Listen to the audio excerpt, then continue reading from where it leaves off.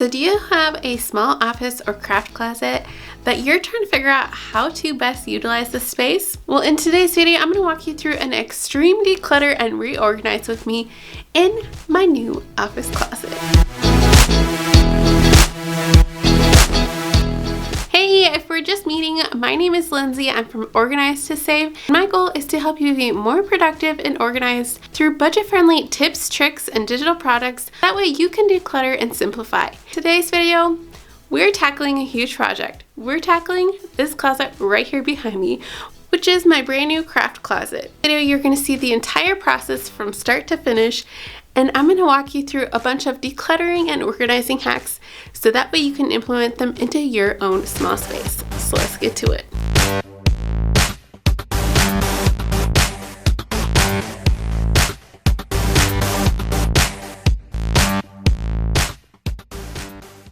I wanted to create a new layout for this closet that would function better for my needs. So we ripped out the old shelf and rod. I also pulled some leftover paint from a previous project and painted it out. The paint alone made it feel like a whole new space.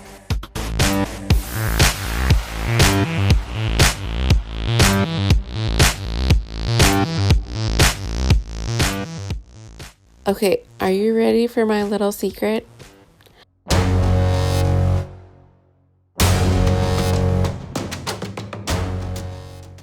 Our basement had become a dumping zone. If you watched my office video, you know that my office formerly was in this room. But I needed to move it upstairs for several reasons. So now this room needed to be decluttered. We were working on transforming this room into something else, and I'll be sharing over on my Instagram at Organize to Save what we are doing with it. So next you need to get your zone set up.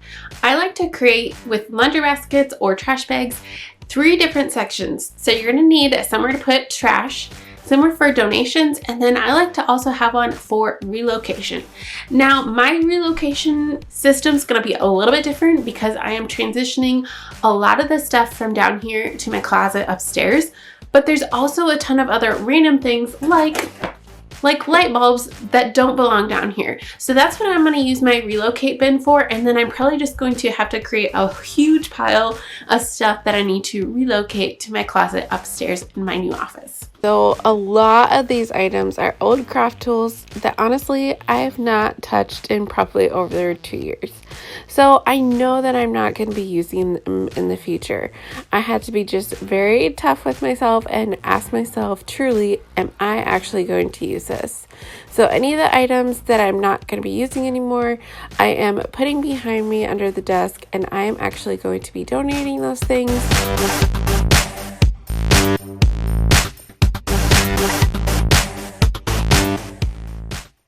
I will still have more decluttering and organizing to do in this room, but my focus today is to get all of my crafting things relocated to my office closet. If you feel like you're overwhelmed with the number of things to sort through, just remember that we are striving for progress and not perfection. So if you need to take a couple days and just set a 15-minute timer each day, do it. Okay, so at this point, I finished sorting through all of the craft stuff, so I know what I want to bring upstairs. So I'm going to go ahead and bring it all upstairs and start putting it away in the closet. And then I still have a lot of work left to do in this room, but I first want to get the craft stuff out of here so that way I can go through all the rest of the stuff to make homes for it later. To add extra storage space to this closet, we moved our pegboard into the closet and then also added some shelves on the opposite side of the closet. Over-the-door shoe caddies are an excellent way to gain extra storage in a tight space. Previously, I had all of these items in clear shoe boxes. Honestly, it took up so much space.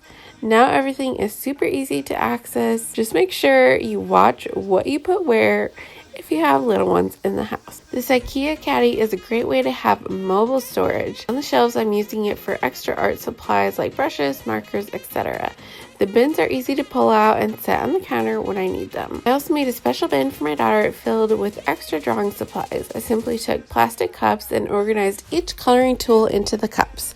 Now she can easily access all of her drawing stuff when we're up in the office. I love Lazy Susans. If you haven't seen how you can actually make one using Dollar Tree pie pans, I'll leave that video below.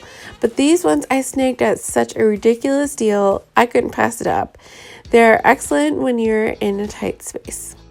Okay, so we all know that I'm obsessed with my labels. My favorite ones are from the Dollar Tree, which you'll see me using here in a little bit. But I needed to organize my organizing tools. I know, the irony. But now everything is in one spot and easy to access. The nice thing about these labels is that they're easy to move. They're clear, and I like that they come with the insert slip, so if you change what's inside the bin, it's super easy to make a new label for them.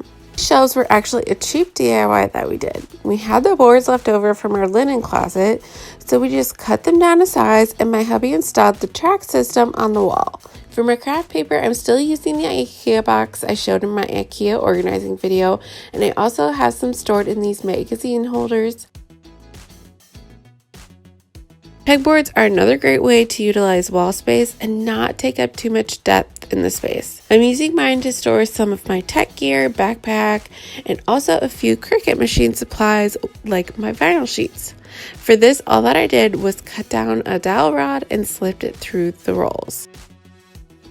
Lastly, I wanted to have a quote on my wall to remind me of one of my goals this year that I'm striving for, and that is to continually be pushing myself to learn new things.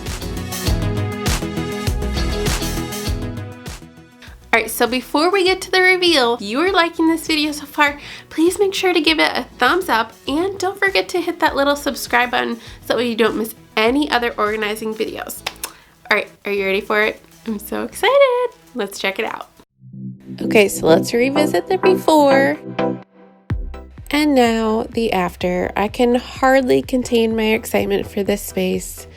Everything is so stinking easy to find what I'm looking for. I love having the exposed pocket doors because before, like I said, it took up so much space in all the shoe boxes, and now it's super easy just to reach in and grab what I need.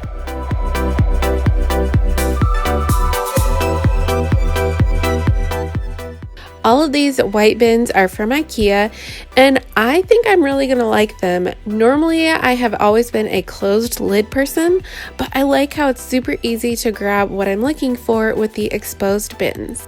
And they're also really easy to grab off the shelf, find what you're looking for, and put it away.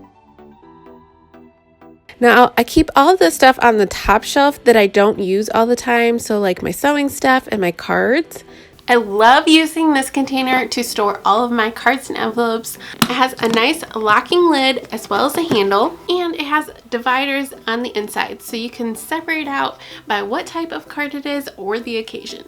Having the IKEA rolling cart is going to be amazing for when I want to use my Cricut. I can just roll it out and roll it back in. And on the side, you'll see there's a big spool of twine. This little holder was actually from the Dollar Tree. It's technically an over-the-door cabinet hook, but I just placed it through this roll of twine, and now it's super easy to pull out what I need. I also think the biggest game changer for me is going to be able to easily access all my camera gear. So now I can just pop my stand in there and shut the door. If you're looking for more budget-friendly hacks, make sure to check out the playlist on your screen right now so that way you can implement more amazing ideas into your own home. We'll see you in the next video.